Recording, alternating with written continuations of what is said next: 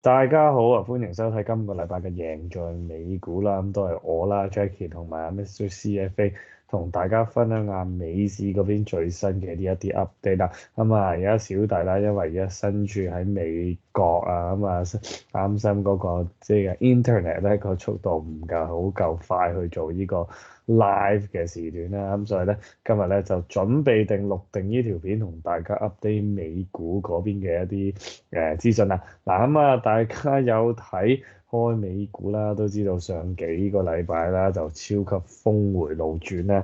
咁由二三月嗰個高位咧就開始出現一個技術性嘅熊市啦，跌到抽晒筋嘅。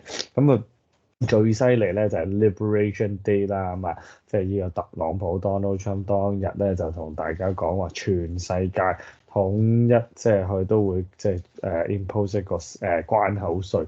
咁之後咧個市咧就跌，即係超級大跌啦。咁啊，即係連續兩日我自己都好少可見到一啲咁誇張嘅連續，因為一日就跌6%啦。咁之後即係另外一日咧就跌5.82%。咁呢個係發生喺我哋即係我哋 MoneyTap 我哋呢間公司喺加拿大去呢個 cottage 嗰一日。咁我哋一路去喺 cottage 玩住嘅時候咧，就見到個市咧就一路大冧。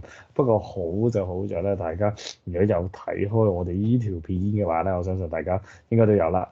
咁都知道咧，我哋都做晒啲防風措施，即係講咗俾大家聽，嗰個市係好大可能咧就會出現一啲即係比較大嘅波動啊，嗰樣嘢唔係而家先講啦。咁啊，就我諗1年半載之前已經同大家講咗。咁而家其實唔止我哋係咁講啦，我諗即係好多分析員又好，同埋即係好多啲數據 macro 啊，同埋一啲 model，即係都 illustrate 得到俾大家睇咧。美國嘅即係個經濟啊，同埋即係啲 fundamentals 啊，即係估值啊，which is Mr. CFA 咧都有講到㗎啦。咁啊就係啲估值咧係已經係去到一啲比較高嘅地步啦。嗱，咁啊但係咧由即係呢個納指咧由20,200點個高位而家跌到落嚟17,000點啦，最低去14,000幾添嘅。咁但係嚟到呢個地步嘅話，咁算係平定貴咧？嗱，咁啊當然咧就一隻隻股票去睇啦。咁啊啱啱呢幾個禮拜咧就唔係，sorry，呢幾日啊，似乎就開始嗰個市咧就平靜翻少少啦。咁啊 Donald Trump 咧呢個特朗普咧就開始翻咧就即係 ease off 翻一啲 tariffs 啦。頭先我所講過 Liberation Day 所做嘅嘢咧已經 reverse 翻啦。OK。即係冇咗係話全世界去打呢個貿易戰啦。咁 in fact 而家就係 all eyes on，即係睇翻中國同美國呢個trading war 啊。OK，咁啊呢個 trade war 咧係人哋講緊咧係即係將美國 impose 一個145%嘅 tariffs，呢個關口稅。即係中國嘅一啲進口嘅貨品啦。咁啊大家應該知道啦，好似我而家身處喺美國咁啊，去迪士尼咁啊，我哋今日基本上喺迪士尼買嘅所有嘅一啲 merchandise 都係睇翻後面咧，都係寫住 Made in China 嘅。咁啊，如果好簡單啦，就咁喺迪士尼就係一個好好嘅例子，就係話如果迪士尼所有嘅 merchandise 都145%嘅關口稅，雖然啊就冇可能係咁樣發生啦，但係啦，我係 hypothetically speaking 啦，真係啦，即係如果講緊買一隻呢個小熊維尼100蚊嘅話，咁啊如果多咗關口稅145%，就唔係去到145蚊啊，係去到245蚊。咁啊可想而知，即係你都明啦。如果咁樣嘅情況之下，你會唔會本身買緊100蚊，而家去到245蚊都會買咧？咁啊，當然仲有人會係咁樣啦，但係就相對於嚟講，呢個世界都係講 supply and demand 啫嘛。你貴咗咁多，貴100幾個 percent，咁你 elasticity 即係講緊個價錢啊。OK，即係如果加價嘅時候又多咗幾多，即係 supply 同埋 demand 嘅話，咁咧就呢個多即係多咗就少咗啦。咁呢個就係我哋喺大學或者中學嘅時候已經學嘅一個好簡單嘅理論嚟㗎啦嘛。咁 anyhow 咧就大家都知道啦，呢個 Donald Trump 出呢招咧係某程度上咧係即係一個權力啊 politics 嘅一個權力嘅鬥爭嚟嘅。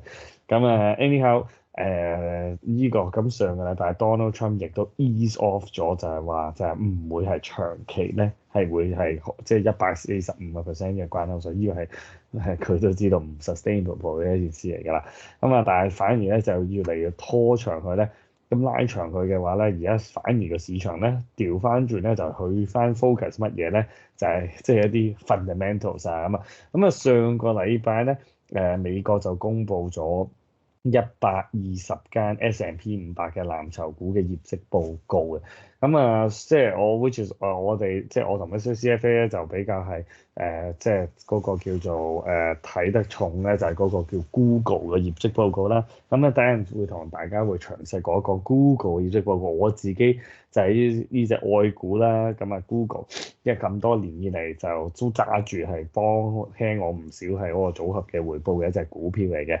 咁啊，Alphabet 咧就上個禮拜公布咗業績咧，咁啊有好有唔好嘅。咁啊，Mr. CFA 咧就準備咗個功課同大家詳細去講嘅。咁但係我哋就係快睇翻咧，其實我見到嗰啲top line 啦同 bottom line 咧都係勝預期嘅。咁啊，90.23個 billion 啦 versus 89.12個 billion 啦，就係嗰個expectation 係 revenue 啦，即係個收入啦。咁啊 EPS 咧亦都係比市場預期多好多啊，2.81同2.01。咁呢個係即係近呢幾個季度以嚟啦，終於做翻場好戲啦！好老實講，咁因為 Google 啦、YouTube 啦等等咧，即係佢哋即係呢幾間都即係公司都過去呢幾個季度都有少少 disappointing 嘅，咁啊。但係咧就唔係完全一個 perfect 嘅 result 嚟嘅，咁啊咧 Mr. CFA 準備咗一個即係 research 一個功課同大家詳細去講解啦。嗱，咁啊，但係今個禮拜咧陸續有好戲在後頭啊，咁啊 out of 500間上個禮拜講咗啦，唔係講咗啦，就係120間公佈咗嘛。咁今個禮拜咧starting off with 聽日啊，禮拜二咧開始咧就180間咧就即將公佈，咁有大家耳熟能詳嘅一啲大嘅科網股啦。Apple 啊、Amazon 啊、Meta 啊、Microsoft 啊，呢啲亦都準備公布。咁啊，同埋一啲傳統嘅股票，譬如可口可樂啊、Chevron 啊，呢啲咧就亦都今個禮拜會宣布個業績嘅。咁所以今個禮拜咧，反而咧就 turn the page。我哋反而就 focus 翻多少少就係一啲sorry 科網股嘅業績報告。咁除此之外啦，今個禮拜 macro 啦，即係講緊啲宏觀經濟，禮拜5亦都有非農嘅數據啦。咁我仲 Mr. CFA 喺度笑咧，就係話喂，上個月嘅非農你記唔記得啊？好似都冇人記得，冇人理呢件事㗎嘛。點解咧？因為個個就係睇 Donald Trump 同埋睇特朗普嘅 Twitter 又得啦，使鬼理個非農咩？咁但係我都講啦，如果真係要睇個 overall 美國嘅核心嘅經濟咧，我哋一定要睇非農嘅。咁今個禮拜5咧就公布呢個最新嘅 non-farm result，咁啊預期咧係低嘅，係13.3萬嘅啫。咁所以咧就一個低嘅 expectation，但係我都講過啦，希望越大失望越大，希望越細咧反而咧嗰個勝預期個機會率仲高啲添嘅。咁我哋今個禮拜5啦，我喺升級版嘅時候，我哋都會再同大家去詳細去 update，即係究竟嗰個 result 如何啦。咁啊，所以咧今個禮拜翻嚟就唔好淨係睇 Donald Trump 嘅 Twitter 啦，大家 focus 翻喺一啲實質嘅數據啊，各樣嘢啦。嗱，咁啊，我哋亦都會 update 下就係嗰個 long short 啦。嗰個 strategy，我哋同 Mr. CFA 即係做緊嗰個 strategy 嗰個部署嗰個 result 如何嘅。咁啊，then Mr. CFA 亦都會詳細同大家去解釋翻，即係有晒啲數據同大家講啦。OK，咁啊 OK，而家或者到講到呢部分咧，就啊 Mr. CFA 你可以同大家 update 下你嗰邊嘅一啲數據啦。哦，好啊，唔該晒啊 Jackie。咁我就睇一睇先，我 share 翻我個 screen 先。係你 share 翻你 share 翻個 screen 先。咁我就最主要咧，即係我哋上個禮拜啦，都係講啲即係可能啲 politics 啊，或者係啲特朗普嗰啲新嘅消息啦。咁上個禮拜個 market 跌得好勁，因為見到佢話想即係炒咗嗰個即係 Powell 啦。咁啊之後嗰日咧又話我唔炒啦，因為咧可能即係 Scott Bessent 有講過之前咧，佢之前係即係對沖基金即係炒嗰啲 FX 啊，係炒得特別勁啊嘛，即係有幾個 trade 都係過1B 噶嘛，咁佢咧就應該同阿 Donald Trump 話你就即係 back off 啦，唔好再即係講呢啲咁嘅即係個市唔中意聽嘅嘢啦，即係搞到好笑你咁講就應該冇運行啦。咁之後就第二日即刻 reverse 咗，咁都 reverse 得幾快下嘅，即係講完一日，原來第二日就話哦冇，我都冇諗住炒佢，咁即係 backtrack 翻，都幾 interesting 嘅上個禮拜。好似講笑咁樣講。係啊，即係但係就係真實世界係咁發生㗎，即係成個股市、成個球，全部啲市都係佢講一句就可以 effect 得好大，所以就好多 focus on 嗰樣嘢啦。但係啲人就驚就 sell off，咁之後 reverse 翻咁就冇咁驚啦，咁就即係又 rally 翻都幾搞笑嘅。但係都想講啦，即係 beginning of earning season， 而家個 focus 翻 Jackie 話，如果 focus 翻係翻可能 S&P 500嗰啲業績報告啦，因為即係我哋見到 Liberation Day 之後咧，都係第一次有業績報告，咁我哋會唔會見到可能會有啲tariff 嘅 impact？應該冇咁快喺啲 financials 嗰度嘅，因為啲 financial 睇翻之前嗰3個月㗎嘛，但係就因為而家我 pause 啦，咁啲 tariff 嗰啲 impact 可能90後之後再加多90後嗰啲業績報告，可能2個 quarter 至開始睇到嘅，但係而家我哋就想 focus 翻即係啲 CEO 啊、CFO 或者嗰啲 earnings call 入邊咧，即係做嗰啲即係嗰啲 Q&A interview 咧，嗰啲 executive 有冇俾啲 hint 話我哋之後今年即係嗰啲 guidance 會唔會有呢個 tariff 或者啲 geopolitical risk 啊，或者呢啲咁嘅影響嘅？咁我哋就今日就可能睇一睇 Google 嗰個comment 啦，因為其實Jackie 同我都跟咗 Google 好多年啦，同埋都用得比較多嘅。咁我哋之前可能幾個月前啦，就都係 AI 出嚟 DeepSeek 個 moment 出嚟咧，就話可能 Google 會唔會有機會佢個search 咧俾即係 AI replace 到咧？咁我哋就話都要睇翻嗰啲 search number 會唔會有 effect 嘅。咁我哋就即係睇翻啦，即係頭先 Jackie 我講 top and bottom line，咁 Google 都 beat 咗嘅。咁 YouTube advertising 啦係即係 in line 咧 miss 咗少少，但係都 in line，咁 cloud 又 in line，但係最緊要即係睇咧，即係 top line 其實佢哋個 growth 即係增長啦，係個數咧就係12%嘅，但係佢如果 fix 咗嗰個 FX， 因為即係美國之前美國即係美金啦都有 appreciation 嘅，所以就其實如果仲睇 operation， 全部世界嗰啲 revenue fix 咗個 FX 咧，就會14% 增長啦。咁比上年咧上年有16% 嘅，所以就增長都係有喺度嘅，都係個靚增長，但係增長就冇咁快啦。但係個好消息就係即係佢 operating margin 啊，即係呢個即係講緊 operating income 啊 EBIT 呢個都即係講咗半年嘅，即係呢個數。咁呢個數咧就係睇佢嗰個即係個 performance 啊 ，operating performance 賺唔賺到錢啊，係好嘅，即係升咗200個 bips 到啦，由32% to 34%，即係每100蚊咧就可以賺咗即係34蚊咁嘅，之前係32蚊，而家34蚊，然後之後再俾稅啦。但係就呢個就係一個好嘅 metric 嚟嘅，呢兩個即係有增長同埋有increasingly 高嘅 operating margin 嘅。咁我哋再睇一個 breakdown 啦，即係我哋依個禮拜啦，即係有 Microsoft 同 Amazon 都會公佈嘅。咁我哋通常呢兩個股票咧 ，Amazon 咧一定係睇 AWS 嘅，咁一樣啦。咁Microsoft 都係睇翻佢 cloud 嘅。Azure 嗰度，咁Google 咧又係睇翻佢 cloud 啦，即係 Google Cloud 嘅。咁個好消息咧就係話即係就咁睇啦，個 revenue growth 都係 strong 嘅28%，即係成個 Google grow 緊，即係成個 Alphabet 咧 grow 緊14%，佢28%嘅，好好嘅。咁我哋就睇翻呢個 headline 啦，呢個咧就話 Google's cloud business turns profitable for the first time on record。但係睇翻呢個 headline 其實咧係4月25啦，2023嘅呢個 headline，即係佢2年前嘅業績報告咧係未賺到錢嘅。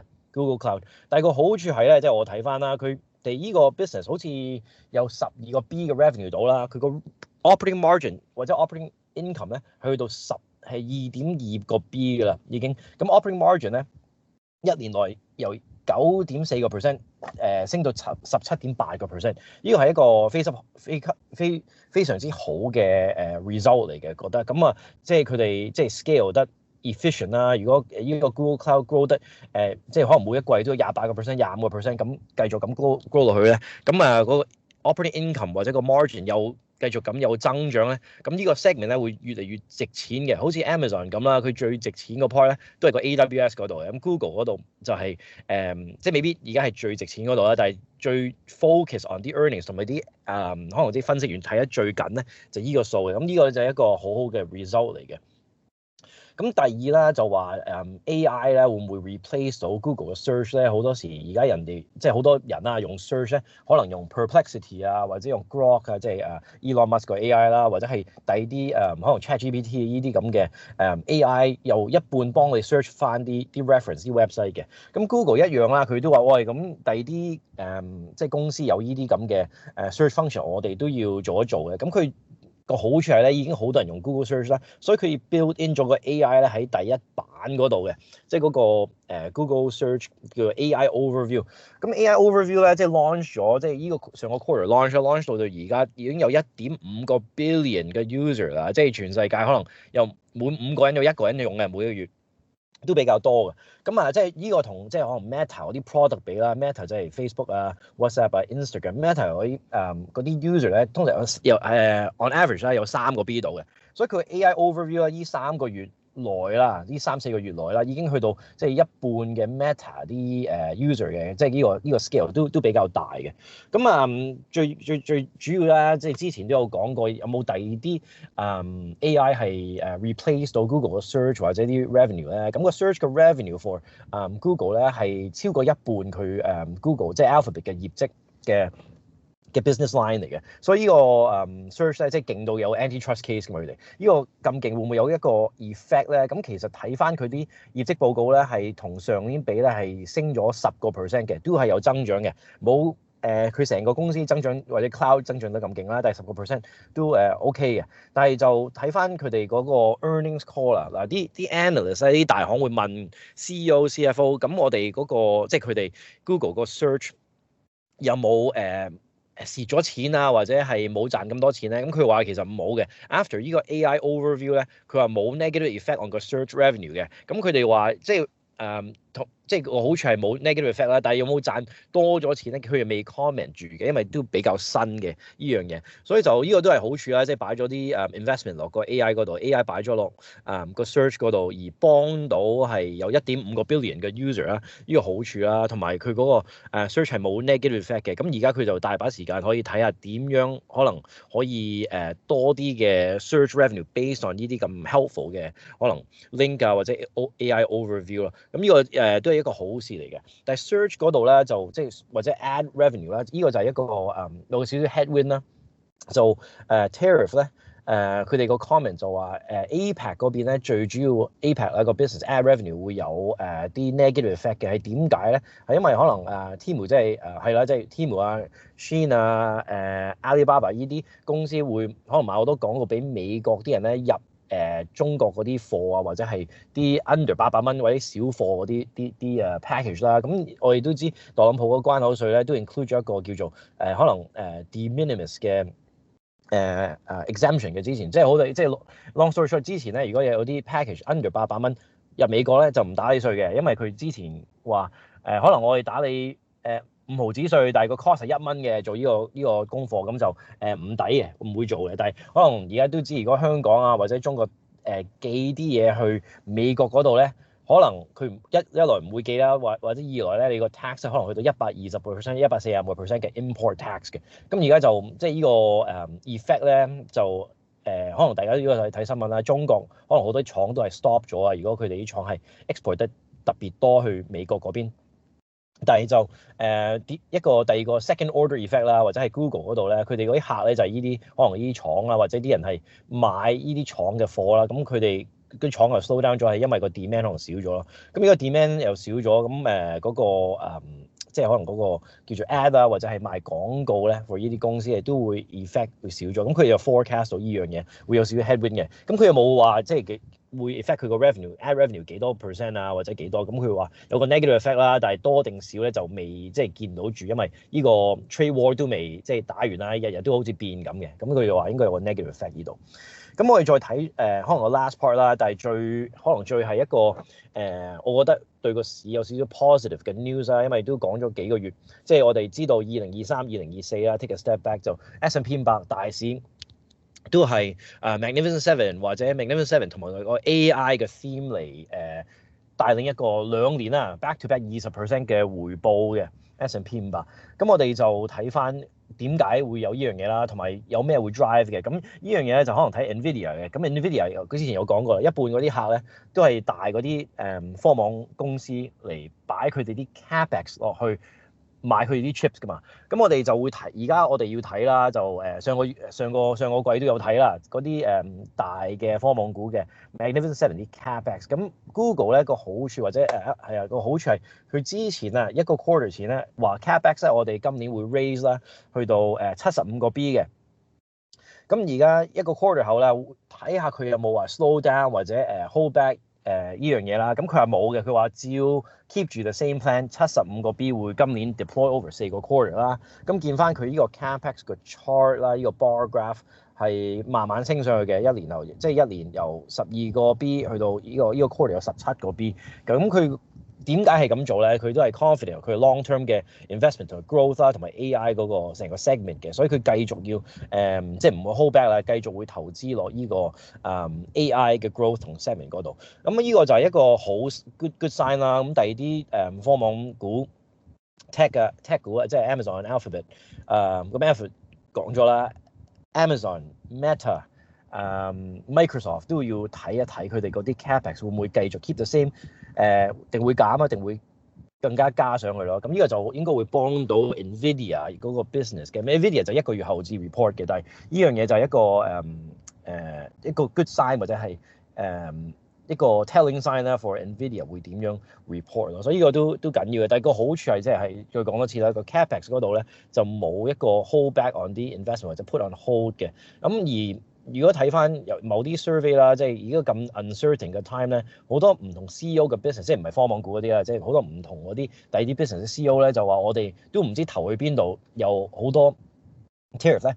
咁佢就會 sit on 佢 hands 嘅，即係唔會 deploy 啲 investment 住，因為個 uncertainty 太高啊，擺咗喺嗰個地方或者嗰間公司都唔知個回報係點，即係 forecast 唔到，咁就hold back on 啲 investment 啦。咁可以上個禮拜講啲合併或者收購啊都唔好做啦，所以呢個就 affect 到上個禮拜講嗰啲銀行或者金融股嗰啲 M&A advisory 嗰啲 fee 啦，好似高盛啊，講個高盛嗰個 example， 所以呢個就係有啲咁嘅 effect 啦。但係呢個禮拜就睇翻啦，即係大 tech 嗰啲 capex會點樣 forecast 嘅 ？OK， 好咁呢度Jack before 我去嗰啲strategy， 呢度有冇啲嘢補充啊 ？For Google 我都知你好中意呢個股票嘅。係啊，其實係你係啦，就主要都係 focus 翻頭先所講啦，即係其實 top line、bottom line 就 B 咗，但係裡面就係睇翻其實有一個 AI overview 啦，咁有而家係雖然未係好 reflect 得到喺 financials 嗰度，即係賺好多錢，咁但係嗰個呢度寫咗 1.5 billion users every month，即係呢個15億嗰個 AI 嗰個 overview 係唔錯㗎，in terms of 即係個 user 啦。即係增加啦，咁又算係即係今次係做翻場好戲啦，直接啲講啦。咁啊 valuation 都唔算貴嘅，而家好老實講。咁所以如果真係未買入嘅朋友嘅話，我知道大家都想買，即係都考慮而家呢啲即係呢啲嘅位置係未買入嘅朋友咧係可以考慮嘅。咁但係當然咧睇一睇翻就係 macro 上嘅而家發生嘅事。所以就我自己已經係揸到50% 嘅持倉比例咯，咁所以呢個就俾大家個 reference 啦。咁個支持位我諗之前 Google 就係好明顯就140蚊嗰度啦，咁仲守得住嘅。睇下究竟特朗普有啲咩出招數啦，同今個禮拜業績報告如何啦。但係啦 long short 嗰部分咧，等下 Mr. CFA update 啦。嗰度咧就唔係好即係受嗰個市況影響嘅。但係咧就當然都係睇翻啲個別嘅 strategy work 唔 work 嘅。咁呢度或者 Mr. CFA 你睇一睇 update 大家一啲主要嘅數字啦。我諗就係責任同事啦 Notion 嗰度嘅 update 啦，同埋我哋喺贏在美股 2.0 課程裡面嘅 update 嗰幾個組合個表現如何啦？好啊，咁就睇翻即係我哋個 long short 啦。咁 long short 即係 overall 成個組合睇有long 嗰邊有2個 stop 咗嘅。依個禮拜上個禮拜就負11%，呢個禮拜咧就跑翻多少少嘅，即係回咗少少啦，就負7.4%嘅。咁 short 嗰邊咧，上個禮拜又負5.4%啦，兩個 stop 咗。依個禮拜有多咗一個 stop 咗，咁佢係反而有個 positive 嘅 return 嘅，即係去到依個位啦。咁我哋仲有一個禮拜一個月嘅依個 rebalance，譬如5月尾會做第二個 rebalance 啦，但係so far 咧。呢個即係因為即係比較即係得翻8隻7隻股票咧，就嗰個volatility 係比我哋之後 show 嗰啲比較高少少嘅。咁佢依個 quarter 係跌咗10% 到啦，依一刻啊 ，OK。咁佢即係七隻8隻咧係啲即係比對沖基金講係好細嘅，即係唔會揸得咁少嘅對沖基金。咁我哋就有4個唔同組合咧，之前有 show 過啦。第一次睇有4個唔同組合，係有30隻、40隻、50隻咁嘅。咁我哋就show 依個先啦。咁呢個就係30隻啦。見到long 30 short 30咁有2個板塊 blend 咗入去嘅呢度，咁呢個就係2月尾開始咧，即係 rebalance 再做排名嗰時開始到而家，即係2個月嘅時間咧。黑色線咧就 S&P 500就跌咗7.4%，最勁咧就係呢個紅色箭嘴啦，跌超過15%，由2月尾跌係啦，即係 Liberation Day 之後嗰幾日咧就跌咗17% 到嘅最低嗰個位。咁見到其實個 long 同 short 咧，因為係即係跟住個市啦，都係跌5% 啊，5.4% 咁嘅。但係因為我哋 long short 咧個差價咧 ，long 嗰邊減翻 short 嗰邊咧，就係有喺呢個藍色線嘅。咁見到咧嗰個波動咧係比個綠色線、紅色線 long short 啦，或者大市黑色線咧係比較少嘅。咁見到佢真係慢慢即係跌咗落去先啦，咁慢慢升翻上去。咁而家去到呢一個位，即係2個月啦。就係差唔多 flat 啦，0.4% 嘅呢一個 strategy， 呢個係 long 30 short 30。第二個 strategy 咧有 long 40 short 40啦，咁呢個就比較靚少少，同埋比較因為多咗可能股票啦，係比較仲少啲波動嘅個藍色線。咁見到即係 S&P 500 long short。嗰3個咧都係差唔多呢個位6-7-8% 負啦，去到而家。但係個 long short 咧，即係係啦，對沖翻有1.8% 嘅 return 嘅，又見到係即係慢慢升上去。咁呢個都係一個OK，同埋我哋即係 calm，唔使咁 panic 嘅。尤其是喺嗰個插落去4月2號 Liberation Day 見到嗰個long short 嘅 strategy 咧，都冇呢個 volatility 喺個大市嗰度見到嘅。OK。咁啊 long short 40第二個 portfolio 咧都係見到即係比較都 OK 啦，都係1.4%。咁我哋有一個 long short 50嘅 portfolio，咁呢個咧更加多股票啦，咁個 risk 又 diversify 咗多啲，同埋正常嚟講咧嗰個 volatility 又會比較少啲嘅。咁見到呢個就特別靚啲啦，就4.7% 嘅。咁呢個就係慢慢升上去，都係講翻啦，即係 long 同 short 同個大市咧跌市嗰陣時咧，全部都跌㗎啦。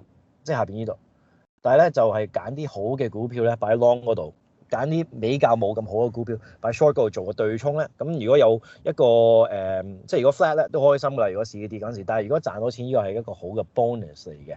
咁啊，我哋呢個即係賺取到呢個位啦，即係個 rebalance period 通常係每3個月嘅。咁我哋就呢個 pass 咗2個月啦，再1個月就可以再做排名，再揀嗰個組合，呢4個組合嚟做個rebalance 嘅嗰陣就，所以就嗰陣可以再update 大家多少少啦。好 ，Jackie 俾翻你講啦，而家係啦，咁所以就嗰個組合啦，就都係講嗰個啦。即係雖然有做對沖，咁但係一定會有波幅嘅。咁但係咧就如果你大家都頭先都睇咗啦，雖然就冇 go into too much detail 啦。咁我哋喺贏咗美股2.0嘅即係幾個組合咧，亦都有 so far 都 OK 嘅 result 啦。咁但係 Notion 嗰個咧，事實上咧係啱啱過去呢一段時間係有出現一個比較大少少回調啦，double digit 10% 嘅回調啦。所以都總會係都係講嗰個啦，有上有落啦。咁我哋嚟緊都會繼續同大家 update 住，即係呢啲 long short strategy 啦。嚟緊6月咧，準備亦都有最新一輪嘅一個分享會啦。我哋成差唔多半年有多啦，已經冇做呢個分享會。如果真係想大家想知多少少我哋呢個 long short 嘅策略咧，到時我哋免費會再同大家詳細去講解即係呢個策略究竟有啲咩好處，有啲咩壞處，點樣去做嘅。OK，咁我哋啱啱嗰個之前嘅課堂咧已經圓滿咁錄咗2次嘅即係課程嘅內容俾大家啦。係咪？如果有即係有報名嘗試報名嘅朋友咧，大家亦都可以睇翻嘅片啊。咁啊，啱啱最後我同 Mr. CFA 都啱啱錄咗，咁啊都準備會 send 俾大家，咁啊會陸續會更新我哋嘅所有嘅 portfolio 啊各樣嘢㗎啦。OK，咁啊今個禮拜咧應該就大致上就講呢度先啦。咁記住咧，禮拜五都要睇飛龍啦。要睇翻180間 S&P 500嘅藍籌嘅公佈業績啦。咁除此之外咧，就當然啦，即係都要睇一睇，我呢個隨時都幾時都要有 but 要睇翻自己嘅組合嗰個 portfolio 究竟我個持倉比例會唔會太高定太低啦。咁我哋個 long short 個 strategy 咧，咁 so far 都我都唔係太擔心嘅。OK，咁我自己真錢嗰50幾萬嘅港紙嘅倉位咧，都繼續去揸住持有住嘅。OK，好，咁啊，Mr. CFA 仲有冇咩其他補充咧？冇啊，即係都係啦。講翻呢個禮拜好多 event 啦，即係 earning season 咁，希望有啲好嘅 sign for 我哋going forward 啦，啲 guidance 係希望見到即係有啲 capex 嘅 investment 同埋係啦，即係 pay attention to 呢樣嘢。咁下個禮拜我哋再可以 update 嗰啲earnings 嘅 report 嘅。係啦，OK，好，咁下個禮拜再同大家見面。咁下次見面嘅時候咁當然就係 Apple 啦，Mr. CFA 之後我應該可以喺翻 live 同大家見面噶。好，下次見，多謝支持，拜拜。喺啱啱完咗嘅分享會入面，已經公開咗我嘅絕密交易技巧，點樣用期權每個月穩定收租，仲可以獲得大約30% 嘅年回報。收到 CS 嘅 feedback，話好多人 miss 咗，好想可以睇翻，所以我決定整一個限時重溫，去到5月7號㗎咋。miss 咗4月26號分享會嘅你哋，絕對要把握呢一個機會，即刻 scan QR code 或者點擊下面嘅連結報名啦。艾文全新企劃頂尖交易者培訓系統正式登陸教學平台啦！除咗課程之外，仲有實體典藏版，攞住本秘笈，掌握市場節奏，穩健咁樣行走交易之路。仲有交易實例持續更新，想習得安穩一生嘅交易技能，記得快啲報名啦！趁啲機會咧，同大家宣布，我咧差唔多搞咗半年啦。我為大家準備咗個全新體驗嘅10年財務自由 Max 嘅分享會，無論新手老手咧都可以睇一睇噶 ，upgrade 晒入邊內容，成個平台咧都更新晒噶啦，幫大家更加快帶走啲內容。而家可以立即咧 scan 畫面上面嘅 QR code或者 description box 入邊條 link 咧，免費報定名登記定先。我哋 mark 低 schedule 一齊4月30號睇首播。我哋請人啦！如果咧你對影片製作有熱誠，中意寫作，熟知 YouTube 運作嘅，仲精於數據分析，咁就啱晒啦！歡迎咧成為我哋嘅節目助理啊！你會協助直播或者影片節目嘅製作、內容分析同埋質素監控噶。